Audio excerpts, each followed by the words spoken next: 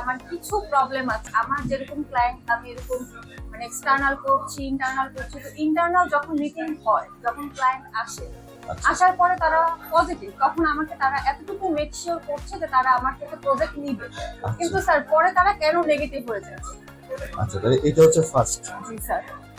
শুনো, দেখা গেছে কি একটা ইন্টারনাল তখনই তৈরি হয় যদি তুমি তার কাছে দুইটা এক্সটার্নাল করো।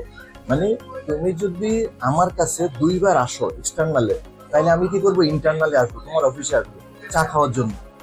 এখন তুমি যখন এক্সটার্নাল করতে যাবা, তখন কিন্তু তাকে প্রজেক্টটা পুরোপুরি ব্রিফ দিতে হবে, যে কি কি ব্রিফ দিতে হবে, প্রজেক্টের লোকেশন, প্রজেক্টের প্রমোশন এবং প্রজেক্টের প্রাইজের একটা আস্কিং প্রাইজের হালকা একটা তাকে মানে ব্রিফ দিতে হবে।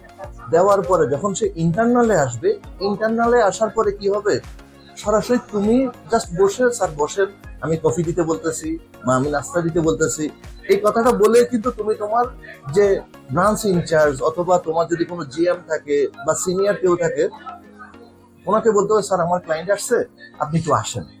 কারণ কি, এই লোকটা তো তোমাকে আগে কয়েকবার দেখছে, আর আসার পরে যদি তুমি ডিসকাস করো, তাহলে কিন্তু সে মজা পাবে না। সে যখন ভিন্ন ভিন্ন আরেকজনকে পাবে, তখন সে কি করবে, তার সাথে ডিসকাস করবে। আর ওই মানে বেস্ট লিডার অথবা ওই ব্রাঞ্চ ইনচার্জ অথবা গ্রুপ জিএম হোক, সে তখন তার কাছ থেকে কথা বলতে বলতে বলতে বলতে আস্তে আস্তে নার্সিং করতে করতে কিন্তু এই জিনিসটা ডানে যাবে।